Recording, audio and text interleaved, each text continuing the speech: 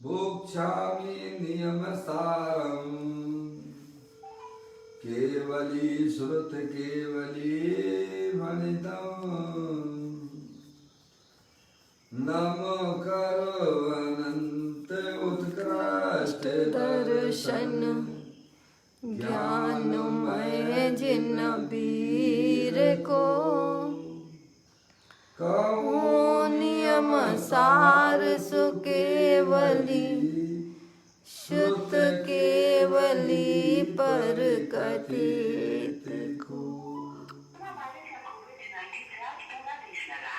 श्री नियम सार जी नामक यह परमाध्यात्मिक ग्रंथ स्वाध्याय हेतु यहाँ विराजमान है। आज से 2000 वर्ष पहले इस महान पवित्र ग्रंथ की रचना आचार्य श्री कुंद देव द्वारा लिखी गई और इसके टीकाकार पदम प्रमलधारी देव मुनिराज हैं। ग्रंथ का नाम नियम सार है। नियम से करने योगकार अपनी आत्मा में सम्यक दर्शन, सम्यक ज्ञान, सम्यक चारित्र रूपी निर्मल पर्याय, पवित्र पर्याय, मोक्ष मार्ग रूपी पर्याय प्रकट करना, क्योंकि वह पर्याय स्वयं सुख स्वरूप है और अनंत सुख का कारण भी है। अनादिकाल से हमारे आपके आत्मा में पर को अपना जानने वाली, पर को अपना मानने वाली, पर के साथ संबंध रखने वाली ऐसी मोह राग देश रूपी मलिन पर्याय, अपवित्र रूप पर्याय प्रकट है। वह स्वयं दुख स्वरूप है और अनंत दुख का कारण भी है। ऐसे मोराग देश रूपी मलिन पर्याय का अपनी आत्मा में से उसका अभाव करना और सम्यक दर्शन ज्ञान चारित्र रूपी पवित्र पर्याय, निर्मल पर्याय प्रकट करना, ऐसे कार्य की प्राप्ति जनवाणी माता के माध्यम से अपने आत्मा के स्वरूप को पहचानना। अपनी जो आत्म वस्तु है वह परद्रव पर भावों से भिन्न है और अपने ज्ञान आदि अनंत शक्तियों से तीनों काल विद्वान वस्तु है। ऐसे ज्ञायक प्रभु परमात्मा का माँ जनवाणी माता के द्वारा परिचय करके तत्पश्चात शरीर, रागादि ये सब कर्मकृत वस्तुएं हैं। इनका हमारे आत्मा के साथ में किसी प्रकार का कोई संबंध नहीं है। ऐसा सच्चा ज्ञान करके उनका लक्ष्य छोड़ देना। अंदर जो अखंड ज्ञान ज्योति स्वरूप भगवान आत्मा है उसमें ही अपनापन स्थापित करना, उसी को ही निज रूप से जानना और उसी में ही अपनी पर्याय को मग्न कराना। इसी को अर्यंत परमात्मा धर्म कहते हैं। देखिएगा उसकी चर्चा आचार्य भगवंतों ने, मुनिराजों ने एक एक गाथा, एक एक कलश और टीका के माध्यम से हमें अपने आत्म स्वरूप को समझाया है। यहाँ पर नियम सार जी का चौथा अधिकार चल रहा है, जिसमें मुनिराजों के 28 मूल गुणों की चर्चा आई है। अपन ने पंच महावत पंच समिति की चर्चा पूर्ण करने के बाद और गुप्ती जो है 66वें नंबर की गाथा में उसका गुप्ती का स्वरूप चल रहा है। यहाँ पर मनोगुप्ती का स्वरूप चल रहा है। इसके ऊपर गाथा पढ़ने के बाद 91वें नंबर का यह कलश पदम प्रमलधारी देव मुनिराज ने लिखा है। उसकी चर्चा कल अपन ने प्रारंभ की थी। आज उसी को आगे बढ़ाते हुए प्रारंभिक पाठ करते हैं। जो परमागम कथित अर्थ का चिंतक और जितेंद्री है, बाह्यंतर संग रहित जिन पद ध्याता को गुप्ति है। क्या कहते हैं परम प्रमदाई देव मुनिराज, जो परमागम कथित अर्थ का चिंतक, यानी जिसका मन परमागम के अर्थों के चिंतन युक्त है, यानी जिसका मन जो है निरंतर अर्यंत परमात्मा के द्वारा बताया गया जो परमागम है उसमें उसका मन जुड़ा हुआ है। समझ में आया भैया? मन कहो अथवा उसकी ज्ञान की पर्याय कहो, समझ में आया? एक ही बात है कि जिसका मन परमागम के अर्थों के चिंतन में युक्त है, और वह कैसे है मुनिराज? मुनिराज का स्वरूप चल रहा है ना, मनोगुप्ति की बात चल रही है ना। कैसे होते हैं मुनिराज? जिनका मन परमागम के अर्थों के चिंतन युक्त है, समझ आप?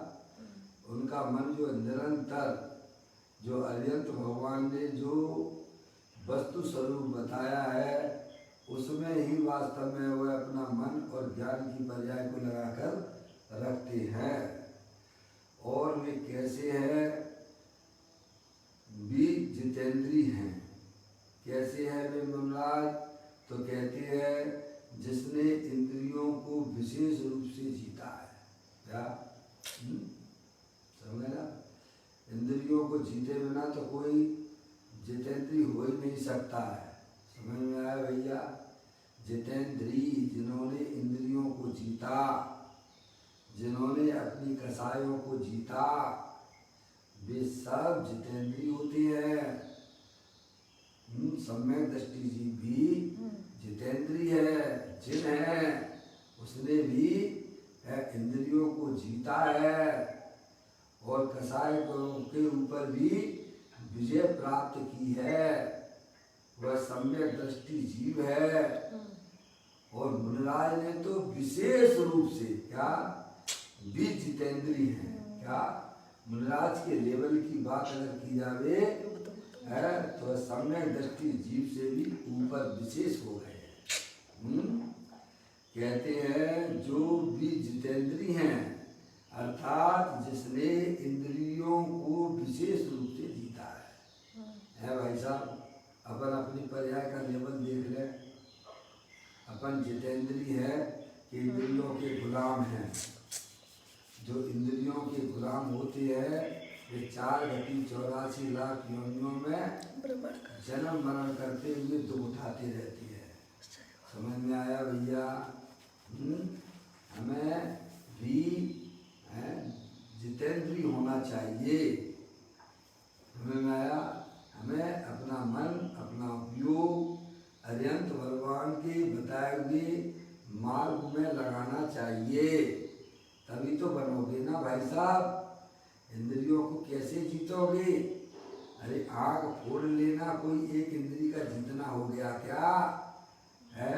कार में जो ढट्टा लगा लो तो मैंने इंद्रियों को जीत लिया, ये बिल्कुल भी नहीं है। समझ में आया? जिन्होंने अंदर में होने वाले कसाय के परिणामों पर विजय प्राप्त कर ली है, क्या वो कहलाते हैं जितेंद्री। और ज्ञायक प्रभु परमात्मा के परिचय बिना, ज्ञायक प्रभु परमात्मा का आश्रय लिए बिना कोई भी जीव जितेंद्री नहीं हो सकता है। समझ में आ गई भैया? कहते हैं जिसने इंद्रियों को विशेष रूप से जीता है। मुनिराज है, मुनिराज ने तो उनका लेवल पर्याय का थोड़ा ऊंचा हो गया है। सम्यक दृष्टि और देश वृत्ति से उनकी पर्याय का लेवल विशेष रूप से हो गया है। और फिर कहते हैं जो बाह्य और अभ्यंतर संग रहित हैं। कैसी है मुनिराज? बाह्य में पीछी कमंडल के अलावा कोई भी चीज अपने पास में रखते नहीं है। समझ में आया? वस्त्र पात्र आदि भी वे रखते नहीं है। ऐसे बाह्य और अभ्यंतर, अभ्यंतर में रागादिक परिणाम संगति से रहित है। क्या समझ गए आप? समझ गए? अंदर में होने वाली राग की पर्याय की संगति नहीं करती है महाराज, समझ में आए?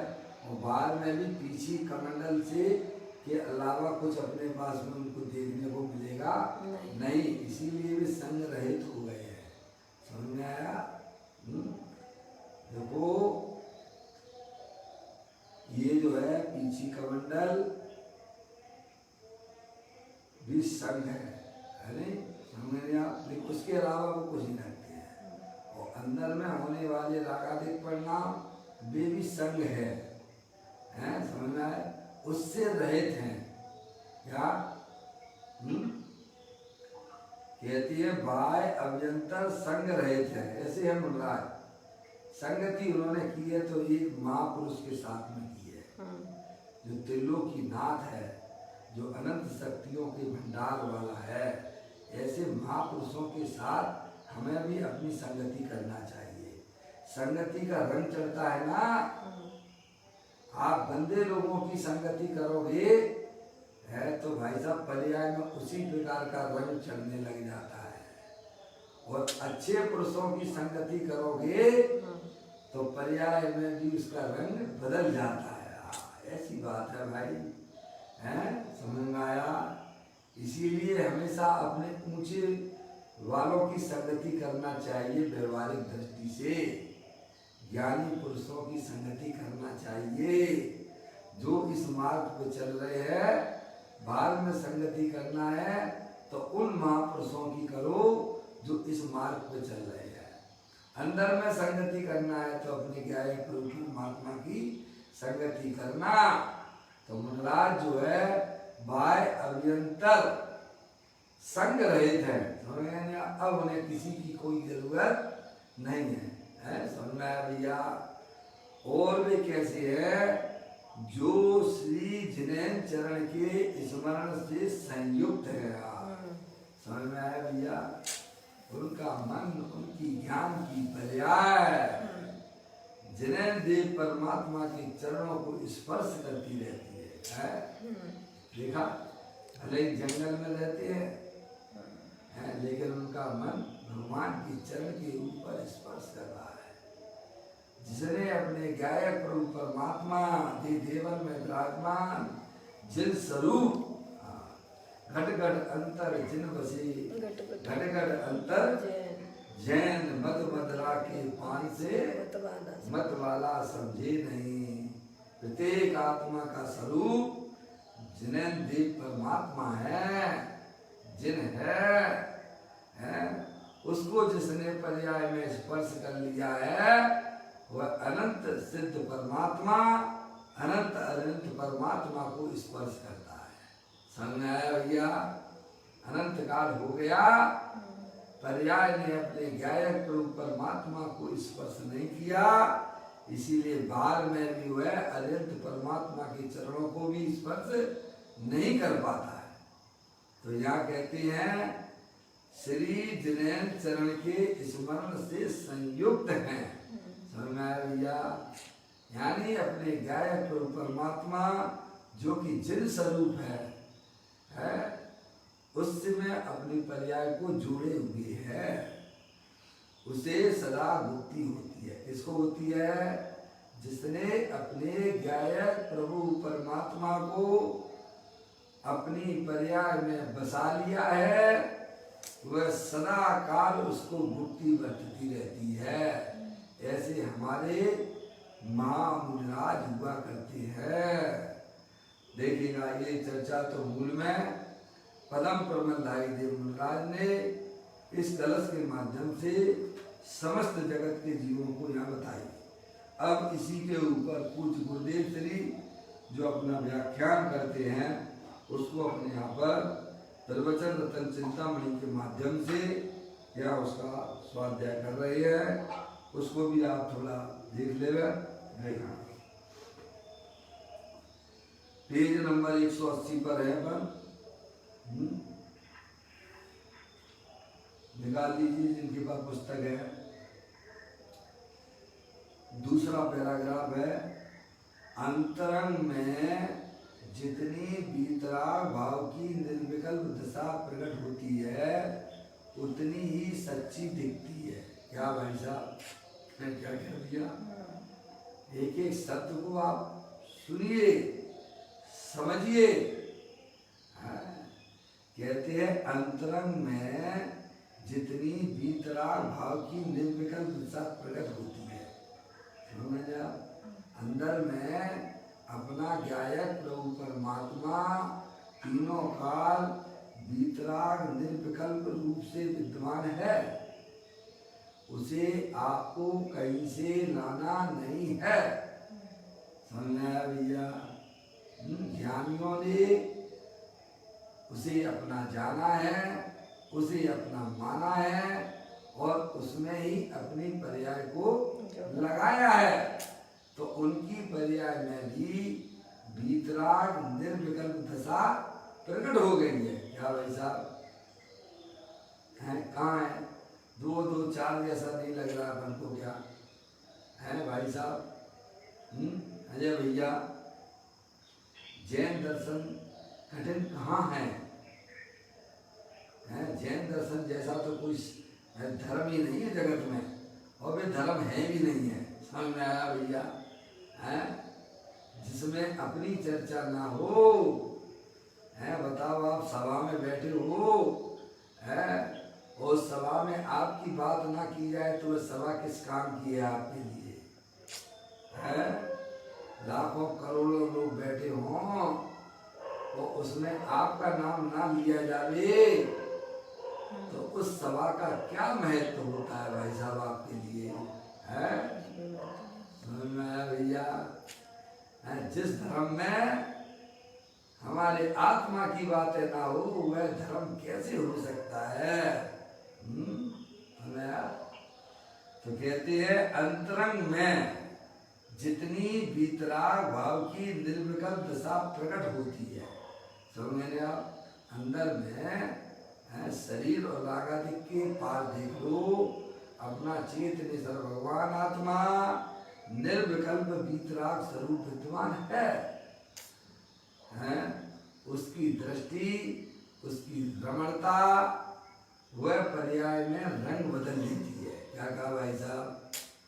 ऐसा है, कभी भी हमने इस स्वरूप को पहचाना नहीं है। कहते हैं अंतरंग में जितनी वीतराग भाव की निर्विकल्प दशा प्रकट होती है तो प्रकट होने वाला द्रव होगा कि पर्याय होगी? अरे बोलो, मौसी पर्याय होती है। त्रिकाले ध्रुव भगवान आत्मा तो तीनों काल प्रकट ही है, उसे कहते हैं द्रव। मैं तो 24 घंटा रहता हूँ ना भाई साहब, कब हम जानने वाले नहीं रहते? बताओ ऐसा कौन सा समय होता है? 24 घंटा अनादि काल उपस्थित हो, उसका ज्ञान कर लो, उसका परिचय कर लो तो पर्याय की रंगत बदल जाती है। समझ में आया? अंतरंग में जितनी वीतराग भाव की निर्विकल्प दशा प्रकट होती है, अंदर का खेल है सब। हम बाहरी दिखावे में लगे हुए हैं। लोग मेरी तारीफ करें, क्या तेरी और तेरी तारीफ भी कर लेंगे तो तुझे क्या लाभ होने वाला है भाई साहब? अंदर में तो तू दुखी हो रहा है और बाहर से तारीफ सुनना चाहता है, तो उससे तुझे क्या लाभ है भाई साहब? अंदर में तेरा वीतराग की दशा प्रकट हो गई है, बाहर में चाहे कोई तुम्हारी निंदा भी करे तो उससे भी तुझे कोई हानि होती नहीं है। कोई निंदा करे या करे स्तुति, बाह्य वैभव बढ़े या सभी नष्ट हो, इनसे हाथी नहानी तनिक मेरी है। भगवान आत्मा हूँ, मैं सदा से रहा आत्मा अब भी हूँ, आत्मा ही रहूंगा, न बदलूंगा मैं। बदल जाओगे क्या? अरे शरीर मिलने पर वह तुम बदल जाते हो क्या? नहीं बदलते हो।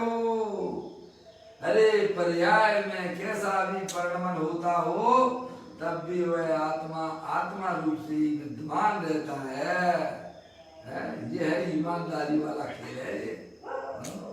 ऐसा खेल खेलो ना भाई साहब, दोबारा खेल फिर दूसरे खेलना ना पड़े। समझ में आया?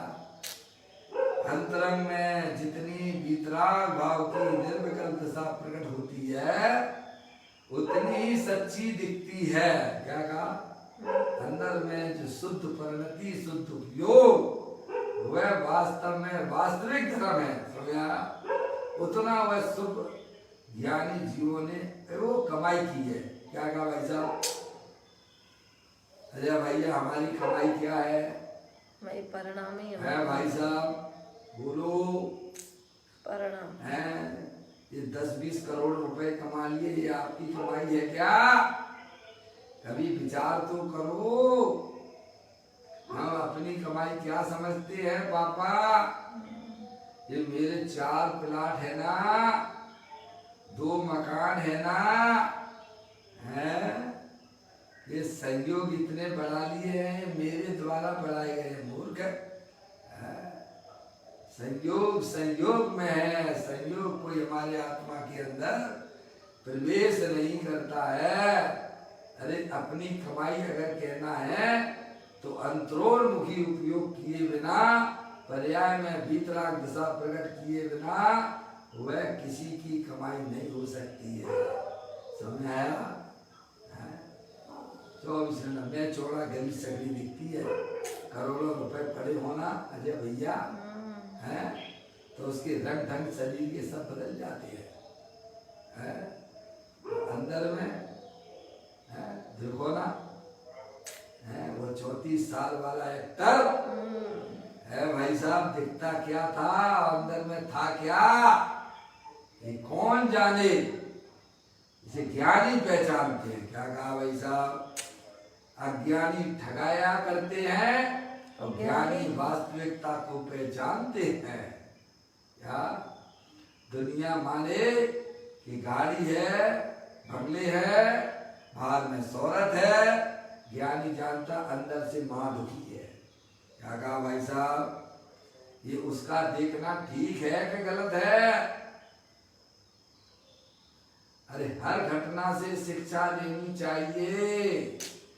कितनी भी बाद में शोहरत दौलत इकट्ठी कर लो, लेकिन हमारे परिणामों में दुख की पर्याय अगर है तो वो तुम्हारी शोहरत और दौलत किसी काम की नहीं है। समझ में आया?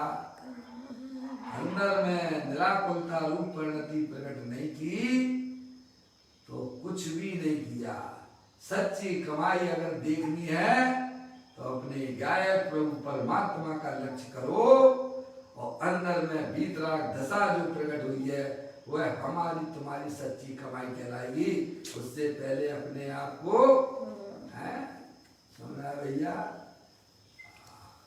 रिद्धि सिद्धि सिद्धि सिद्धि रिद्धि वृद्धि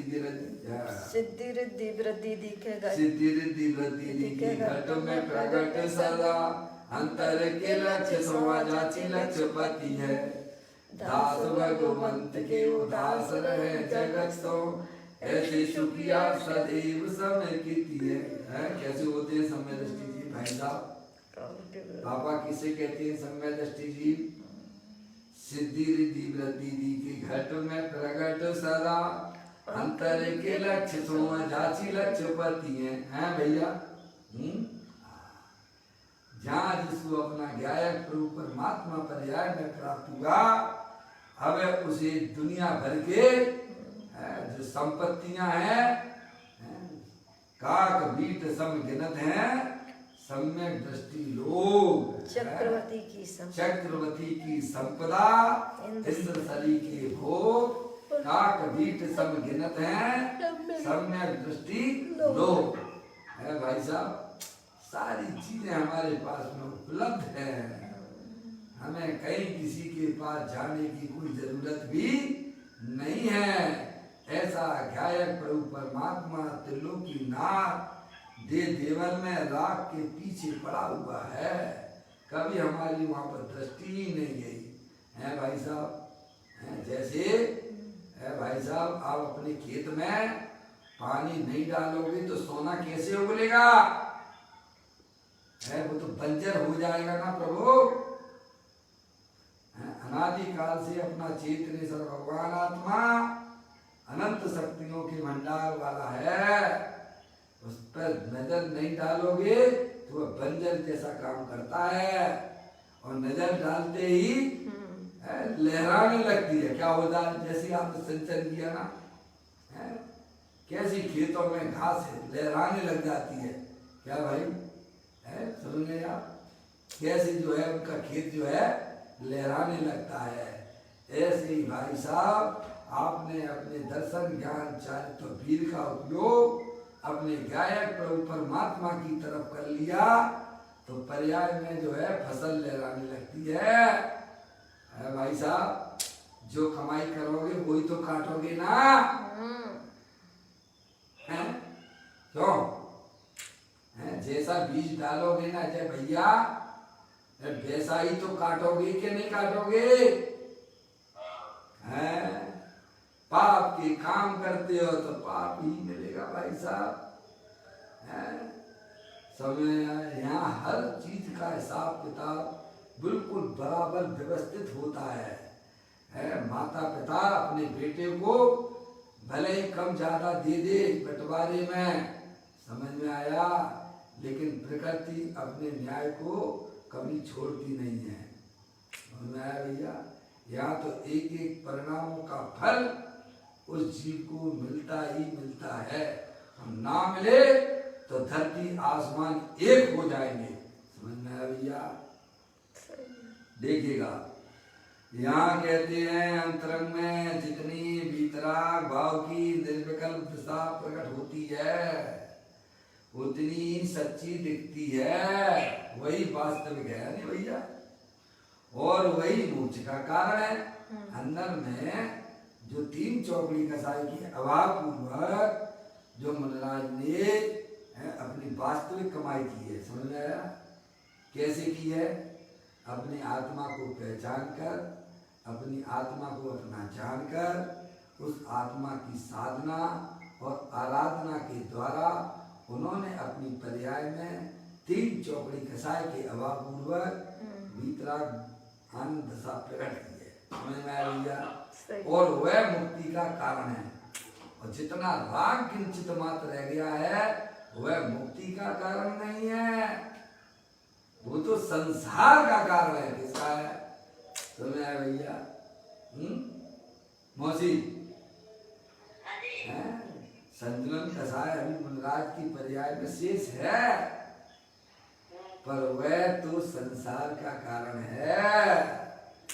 जो अंदर में तीन चौकड़ी कसाई के अभाव पूर्वक जो शुद्धता प्रकट की है वह वास्तव में मुक्ति का कारण है।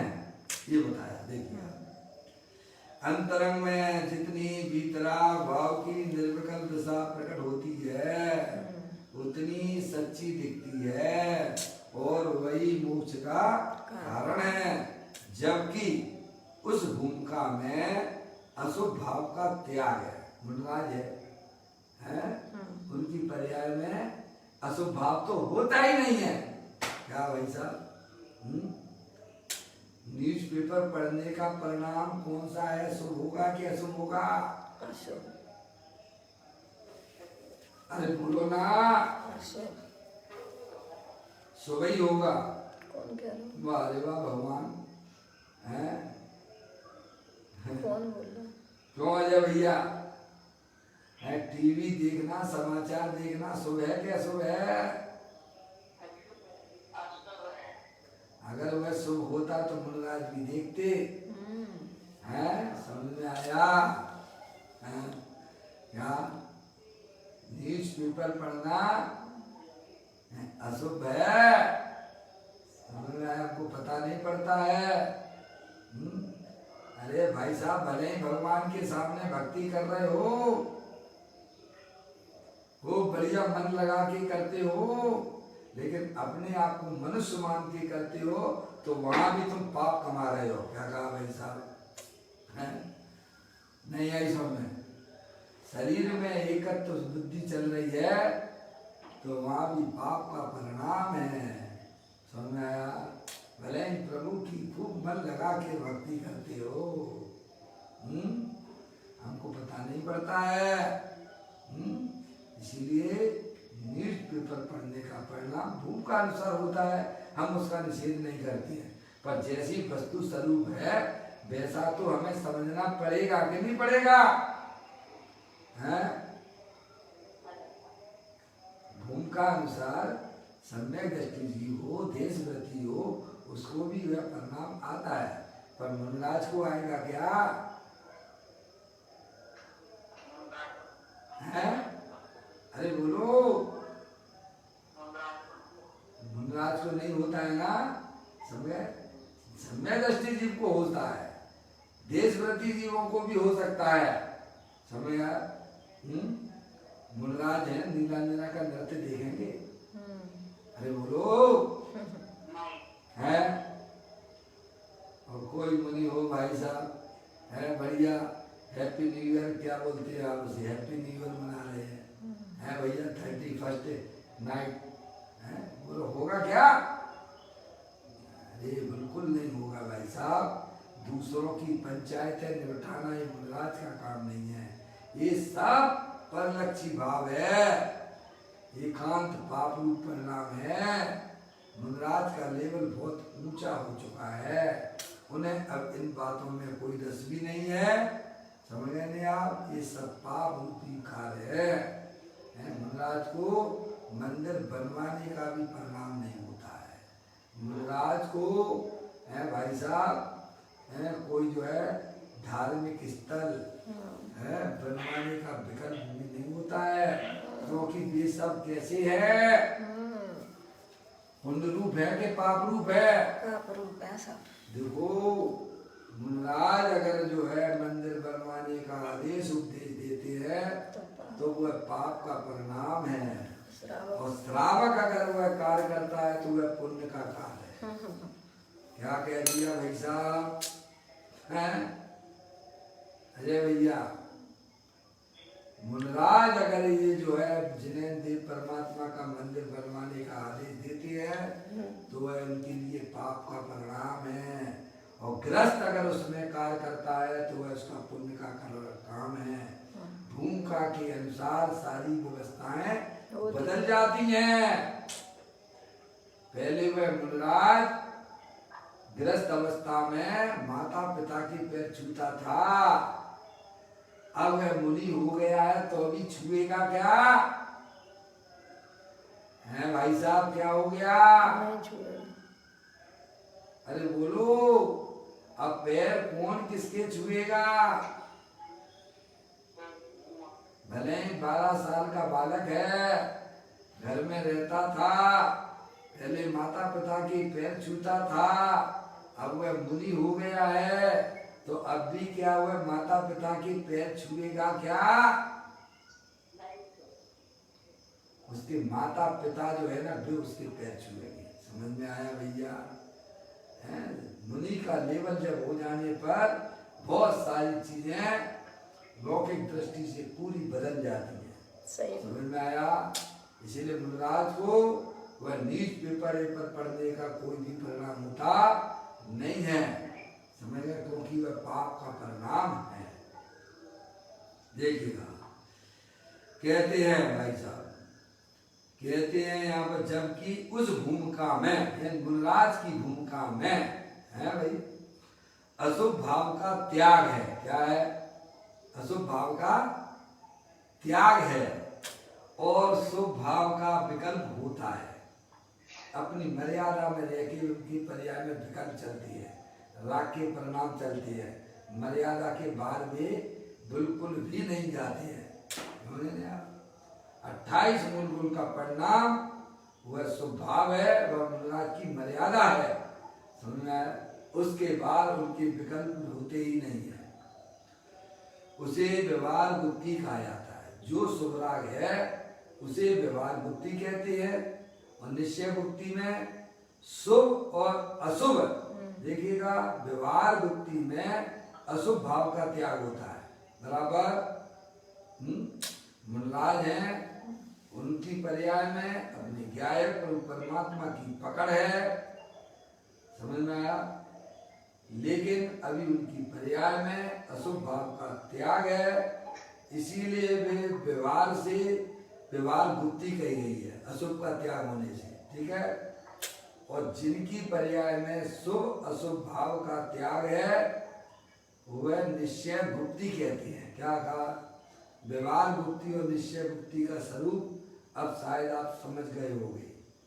व्यवहार बुद्धि में अशुभ भाव का त्याग होता है, और निश्चय बुद्धि में, निश्चय मनोबुद्धि में शुभ और अशुभ दोनों भावों का त्याग होता है, बराबर। दोनों इतना अंतर है, देखो। जबकि उस भूमिका में अशुभ भाव का त्याग है और शुभ भाव का विकल्प होता है, इसीलिए उसे व्यवहार बुद्धि कहा जाता है, जो कि आश्रम है। व्यवहार मनोबुद्धि में आत्मा का अशुभ भाव से गोपन होता है, गोपन यानी अभाव होता है, ठीक है। किंतु शुभ भाव से नहीं, शुभ भाव तो शुभ भाव है, इसीलिए तो व्यवहार मनोबुद्धि है, इसीलिए मात्र अशुभ भाव से ही गोपन होता है। इस कारण वह व्यवहार मनोबुद्धि है, इसीलिए वह व्यवहार मनोबुद्धि है। परंतु मुनि के योग वीतरागी दशा जिसे हुई हो उसे ही व्यवहार मनोबुद्धि होती है, समझ में आया? ये भी समझना चाहिए कि व्यवहार मनोबुद्धि किसे होती है?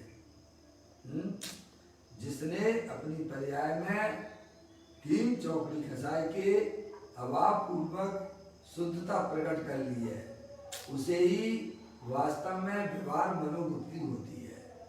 और जिसने अपनी आत्मा में 3 चौकड़ी कसाई के अभाव पूर्वक शुद्धता प्रकट नहीं की है, लेकिन पर्याय में 28 मूल गुण पालने का भाव है, वह व्यवहार से भी उसे मनोबुद्धि नहीं कहती है। उसे तो बाल व्रत और बाल तप कहती है। क्या कहते हैं भाई साहब? पढ़ लेना आगम, आप पूरा आगम पढ़ लेना, पूरा द्वादशांग पढ़ लेना, सारी बातें यही मिलने वाली हैं उसमें।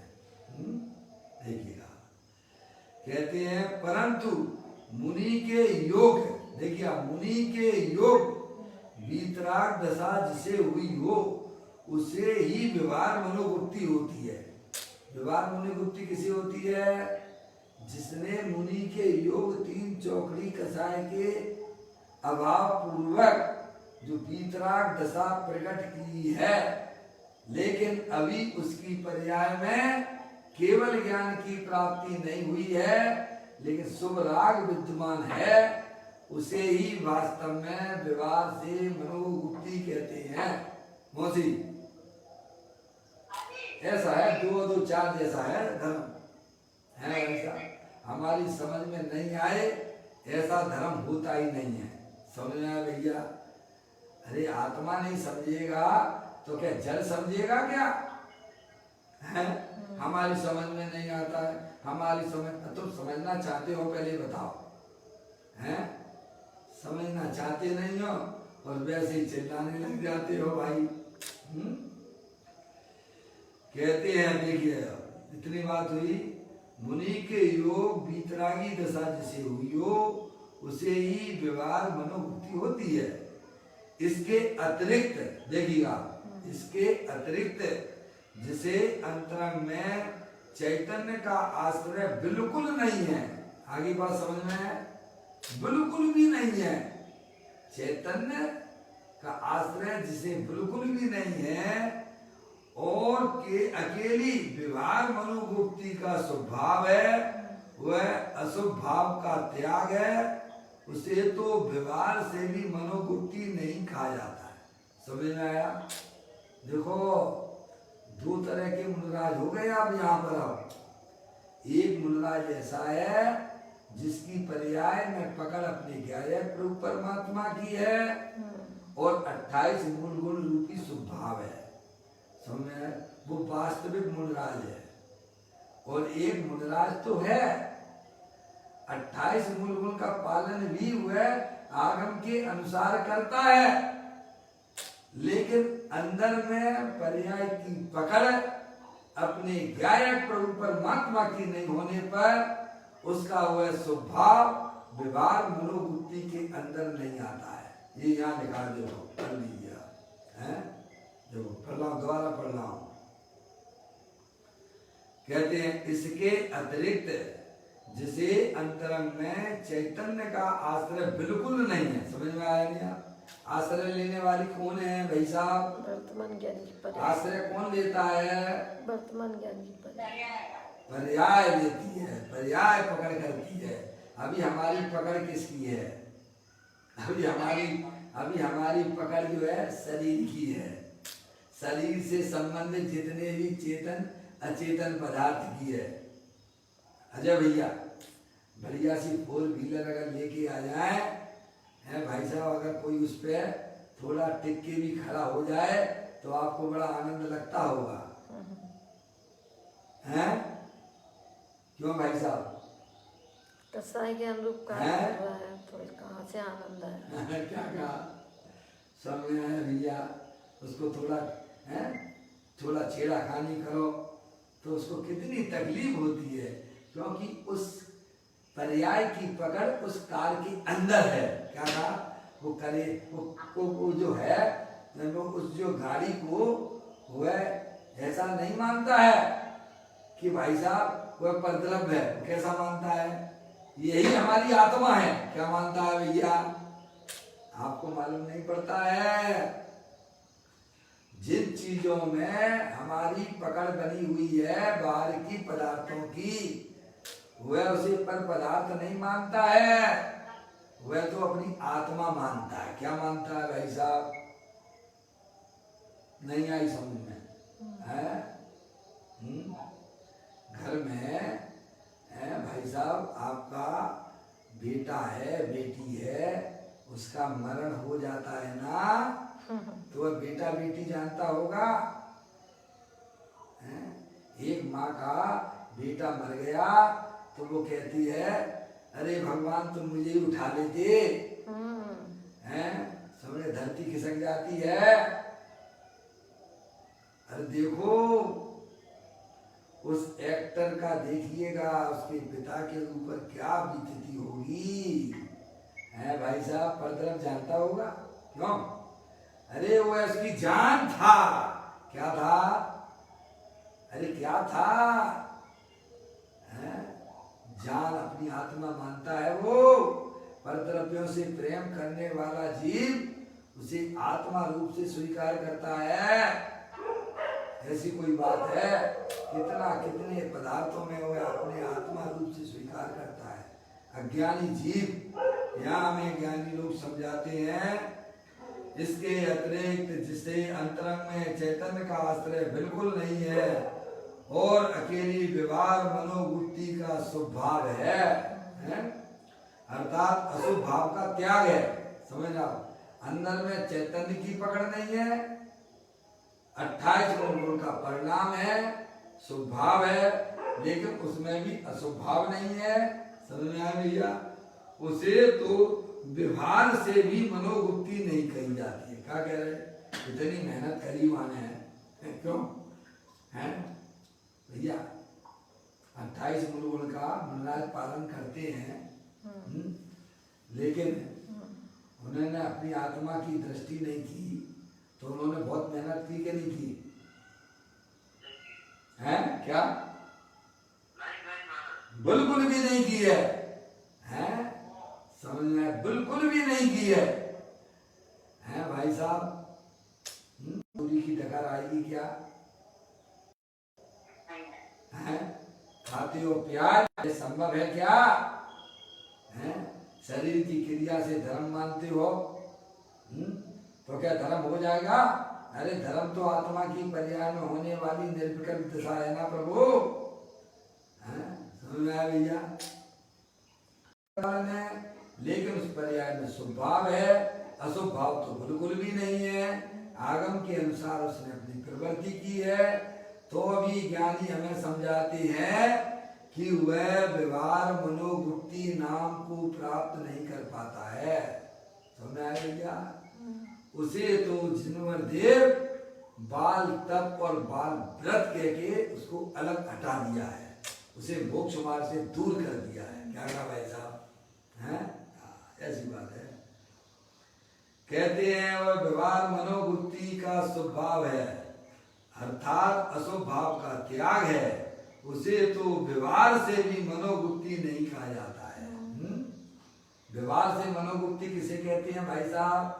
जिसके अंतरंग में अपने ज्ञायक प्रभु परमात्मा की पकड़ है और पर्याय में 28 मूल गुण पालने का स्वभाव है, उसमें भी अशुभ भाव का अस्तित्व नहीं है, उसे व्यवहार से मनोवृत्ति कहती हैं।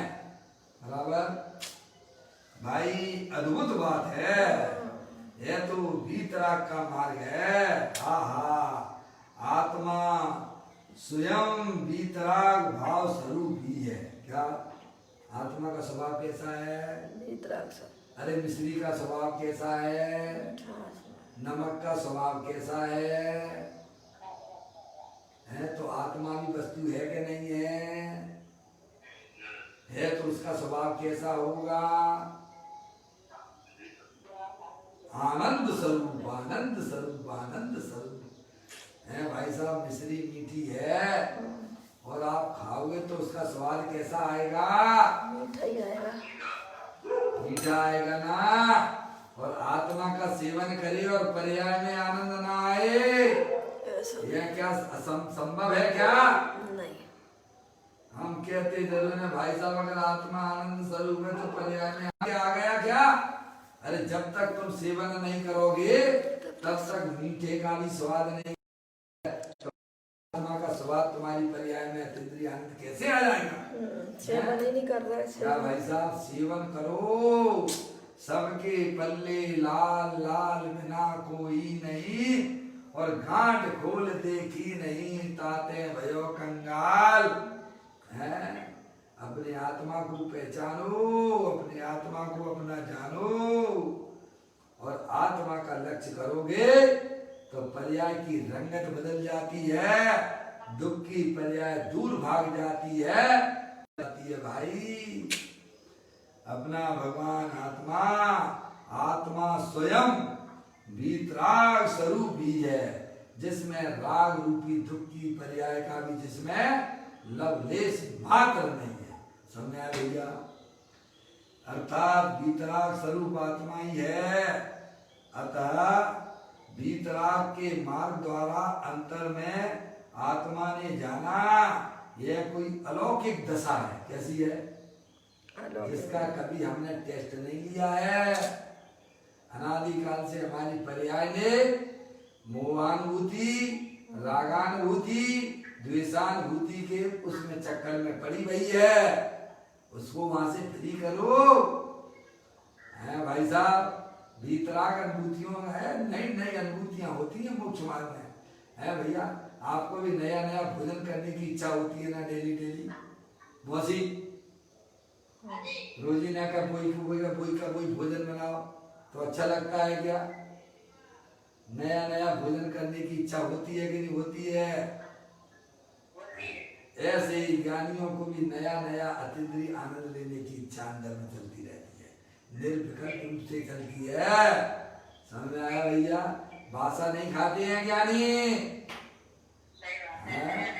नया नया नया नया वीतराग अनुभूति किया करते हैं। अब देखिएगा, ये अलौकिक आश्चर्य वाली बात है। देख, अब कहते हैं दशा को पलटने के लिए दिशा पलटनी चाहिए। किसको? दशा। दशा यानी दशा यानी पर्याय, अवस्था। दशा यानी पर्याय, समझ में आया? दशा को पलटने के लिए दिशा पलटनी चाहिए, पलटानी चाहिए। क्या पलटानी चाहिए? देखो चाहिए शब्द दिया है ना, ये चाहिए शब्द पुरुषार्थवाचक नहीं है क्या? अगर हमें अपनी पर्याय में होने वाले मोर आदेश रूपी जो दुख की पर्याय चल रही है उसको आप भगाना चाहते हो कि नहीं? भगाना चाहते हैं ना, क्योंकि वो दुख स्वरूप है। हैं? देखो भाई साहब, जैसे कोई महिला पुत्र को तो चाहती है, किसको चाहती है? अरे बोलो, पुत्र को चाहती है, लेकिन अपने पति से दूरी रखे।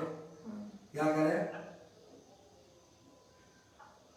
अरे बोलो, महिला है, पुत्र को तो चाहती है, लेकिन अपने पति से दूरी रखती है, तो उसे पुत्र की प्राप्ति हो जाएगी क्या? हैं? बोलो। ऐसे ही पर्याय जो है ना, है भाई साहब, रत्नात्रय रूपी पर्याय तो से चाहिए। शुभ रूप पर्याय चाहिए। क्या कहा है? पर्याय है भैया, पर्याय रूपी स्त्री है, अपने रत्नात्रय रूपी सम्य दर्शन ज्ञान चारित्र रूपी पुत्र को तो उसे चाहिए, लेकिन अपने परम पिता परमात्मा आत्मा जो उसका पति है उससे दूरी करके क्या उसे पर्याय में रत्नात्रय मिल सकता है क्या? नहीं मिल सकता। बताइए कैसे संभव है? अगर हमें सुख चाहिए तो अंदर जो सुख स्वरूपी भगवान आत्मा तीनों काल विद्वान है उसकी संगति करो, उससे मिलान करो, उसे स्पर्श करो भाई साहब। उस आत्मा पर्याय और आत्मा की जब तक दूरी हमारी बनी रहेगी तब तक रत्नात्रय रूपी सुख की पर्याय कभी प्राप्त होने वाली नहीं है। तो यहाँ हमें समझाती है दशा को पलटने के लिए दिशा पलटानी चाहिए। क्या करना चाहिए? अनादिकाल से हम पंच इंद्रिय के विषयों से सुख मानते चले आ रहे हैं। ज्ञानी हमें समझाते हैं कि तेरा सुख पंच इंद्रिय के विषयों में बिल्कुल भी रंच मात्र भी नहीं है। समझ में आया? तू वहां से अपनी पर्याय को सम्यक भेद ज्ञान के द्वारा पलट ले, है तो पर्याय की दशा भी बदल जाएगी। क्या हो जाएगी? जो दुख रूप पर्याय चल रही थी वह पर्याय बदल के सुख रूप अत्यंत आनंद रूप परिणित हो जाएगी। क्या कहा भाई साहब? ये कह रहे हैं दशा को पलटने के लिए हम निरंतर दशा को पलटते हैं कि नहीं पलटते हैं? बोलो। निरंतर पंचेंद्रिय के विषयों से दशा को पलटना चाहते हैं कि नहीं पलटना चाहते हैं? पर दिशा नहीं पलट रहा तो कैसे दशा पलटे? कभी स्पर्श इंद्रिय से सुख मिल जाए, रसना इंद्रिय से सुख मिल जाए, मोबाइल से सुख मिल जाए, बढ़िया बढ़िया गाना सुन लो उससे सुख मिल जाए। भाई साहब दशा को तो पलटना चाहता है पर अपनी पर्याय की दिशा नहीं बदलता है, इसीलिए वहाँ कुछ बदलाव होता नहीं है। अगर दशा को बदलना है तो अपनी पर्याय की दिशा को बदल दीजिए। क्या ये कहा यार? समझ में आया भैया? दशा को पलटने के लिए दिशा पलटाना चाहिए, ये पुरुषार्थ वाचक है। क्या कहा भाई साहब? अब ये पुरुषार्थ नहीं देखता है। देखो आप भजन में बोलते हो कि नहीं बोलते हो? आज हमारो उपयोग पलटो, चैतन्य चैतन्य भास गयो रे, प्रभु तारा ही रंग मां रंग गयो रे। आज हमारो उपयोग पलटो, उपयोग के पलटने पर समझ में आया? तो अंदर चैतन्य चैतन्य चैतन्य चैतन्य अनंत सिद्ध परमात्मा के दर्शन हो जाते हैं भाई साहब। तारा ही रंग में रंग गयो, चैतन्य चैतन्य भास गयो रे, प्रभु थारा ही रंग में रंग गयो रे। इसीलिए ज्ञानी कहते हैं बुद्धि पूर्वक अगर हमें पर्याय में होने वाले दुख को दूर करना है तो अपनी पर्याय की दिशा को बदलो। पढ़ना शब्द दिया ना, देखिए दिशा को पलटने के लिए दिशा पलटानी चाहिए। तो पुरुषार्थवाचक है, दुकान खुल नहीं जाती है क्या भाई साहब? हाँ तो बुद्धिपूर्वक आप उपाय करते हो कि नहीं करते हो? हैं? अरे खाना भी बनाते हो तो बुद्धिपूर्वक करते हो कि नहीं करते हो? बोलो।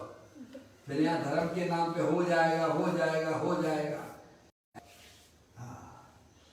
अब दशा सम्यक करना है तो उसकी दिशा पलट देनी चाहिए। समझ में आया?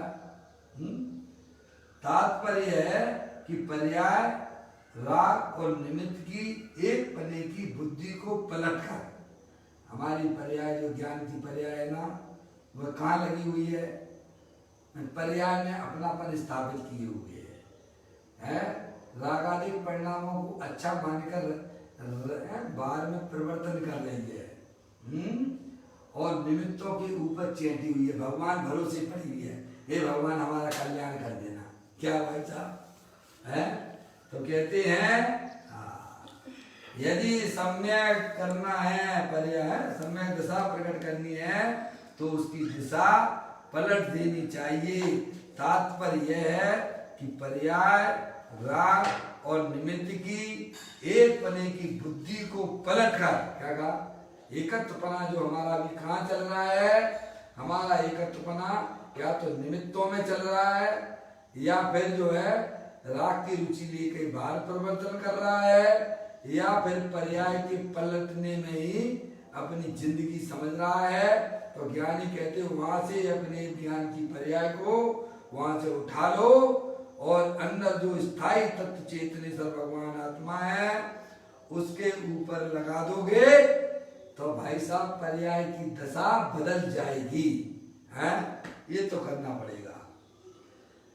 पर्याय राग और निमित्त की एक पने की बुद्धि को पलटकर त्रिकाली गायक की एक और बुद्धि करना, कहाँ सारा उपयोग उठा के अपने गायक प्रभु परमात्मा के ऊपर लगा दो। हैं जैसे अपना अजय भाई पढ़ते हैं ना, हैं वो जो है फिजिक्स की क्लास जब 10th 11th में थे ना, हैं उस समय प्रैक्टिकल देते थे ना, हैं तो उसमें एक जो है अपन को प्रैक्टिकल दिया जाता था, हैं एक कांच देते थे, उस कांच जो है उसकी सारी किरणें पूरी एकाग्र होकर पीछे जो कागज लगा हुआ है उसे जलाते थे। अजय भाई ज्ञान है कि नहीं है? मैंने तो पढ़ा है ना फिजिक्स, है भाई साहब। वो कौन सा लेंस कहलाता है आपका? कांच का टुकड़ा, बिल्लोई गिलास, समझिए? बिल्लोई गिलास में जो है ना, बिल्लोई गिलास में पीछे आप कागज लगा दो, हैं तो उस बिल्लोई गिलास की ये खास बात होती है कि वह सूरज की किरणों को केंद्रित करती हुई उस गिलास पर आती हैं और वह केंद्रित गिलास के ऊपर आके पीछे जो कागज लगा हुआ है वह कागज जल भस्म हो जाता है। ऐसे ही जिन्हें अपनी आत्मा का दर्शन करना है, जिन्हें अपनी आत्मा का आनंद लेना है, उन्हें जो है भाई साहब अपनी सारी तरफ से जो ज्ञान की प्रवृत्ति बाहर हो रही थी उसे सम्यक वेद ज्ञान के द्वारा समेट कर एक त्रिकालिक ध्रुव भगवान आत्मा पर लगा दी है। तो अंदर में जो शक्तियां थी वो पर्याय में व्यक्त हो जाती है। ये करना पड़ेगा भाई साहब, समझ में आया? तो सम्यक दर्शन की प्राप्ति होती है।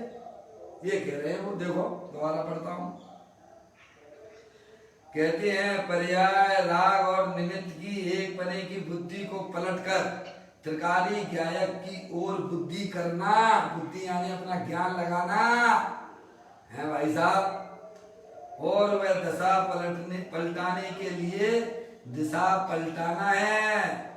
देखो प्रथम ही सम्यक दृष्टि की दिशा बदल जाती है। सम्यक दृष्टि जीव ने अपनी पर्याय को समझ पर द्रव प्रभाव और राग की पर्याय से भी पार अपने गायक प्रभु परमात्मा की तरफ उसने अपने ज्ञान को लगा लिया तो वह सम्यक दर्शन हो गया वहां पर। प्रथम ही सम्यक दृष्टि की दिशा बदल जाती है और दिशा बदलने से दशा भी बदल जाती, पर्याय की रंगत भी बदल जाती है। सुने, पर्याय में निरंतर संकलेश परिणाम होते थे ना, पर के लक्ष्य कर करके कर करके कर करके कर करके कर करके हैं दुखी होता था ना, तो वह पर्याय की रंगत भी बदल जाती है, पर्याय में अतीन्द्रिय आनंद आ जाता है। कहते हैं दिशा बदलने से दशा भी बदल जाती है। अज्ञानी की दृष्टि कहाँ लगी है? पर्याय, राग और निमित्त पर होती है, परंतु धर्मी की दृष्टि पर्याय, राग और निमित्त पर नहीं होती। उसकी दृष्टि तो त्रिकाली द्रव्य स्वभाव पर होती है? पर्याय में पकड़ किसकी है? पर्याय में पकड़ निमित्त पर द्रव्य की है क्या? पर्याय में पकड़ के राग की है क्या? पर्याय में पकड़ के पर्याय की है क्या? पर्याय में पकड़ अपने त्रिकालिक ध्रुव भगवान आत्मा की है। जो शक्तियां सिद्ध की परमात्मा के पास में है, वही शक्ति हमारे पास में भी है, तो वह उसी की पकड़ वह सम्यक दृष्टि करता है, तो उसकी पर्याय की रंगत भी बदल जाती है। उसकी दृष्टि तो त्रिकाली द्रव्य स्वभाव पर होती है। इस कारण दिशा बदलते ही दशा भी बदल गई है। क्या कहा भाई साहब? अब ये एक करने में आपको कितने रुपया पैसा चाहिए तो जो पर्याय की जो है भाई साहब हालत बदल जाए आपकी, ये बताओ। दुख रूपी पर्याय को बदलने के लिए कितने कितने कितने संयोग चाहिए तो वो बदलेगी? बोलो भैया, हैं? कुछ भी जरूरत नहीं है बाहर के कोई भी पदार्थों की, कोई जरूरत नहीं है। समझ में आया भैया? उसको तो एक साइड में रख दो। पर्याय की अगर रंगत बदलना है, पर्याय के दुख को अगर बदलना है, तो तुम्हारे पास में वो कला पड़ी हुई है जिसे हमें आप सबको उपयोग करना चाहिए।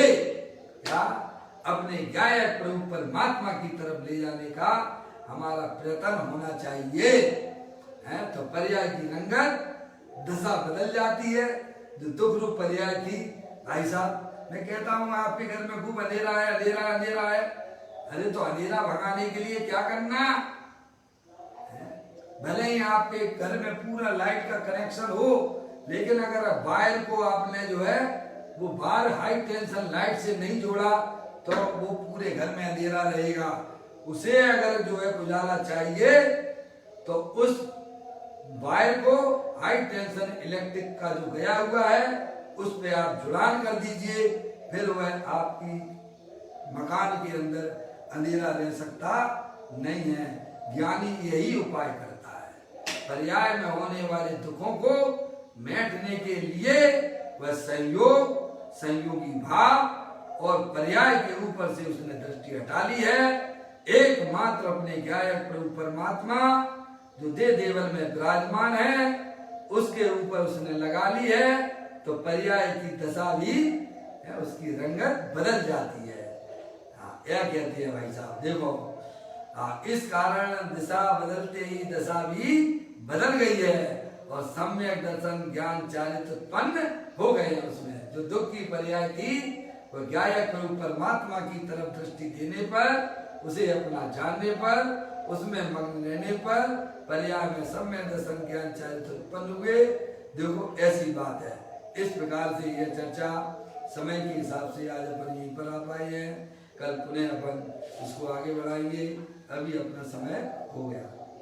निज निधि निज में बताई ये अनंत अनंत उपकार है, उसके लिए जिन वाणी माँ को वंदना सतवार है, वंदना सतवार है। नौ का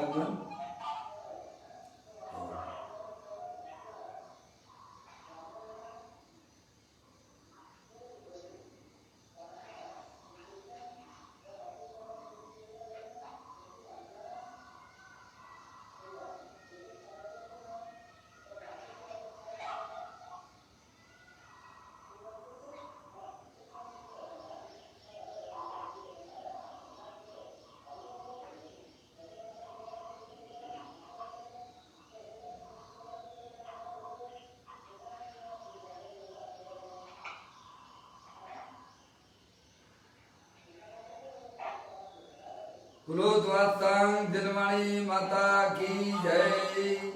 महान जैन धर्म की जय। सभी साधर्मी आत्मार्थी बंधुओं को सादर जय जनेन्द्र। जय जनेन्द्र, जय जनेन्द्र, जय जनेन्द्र।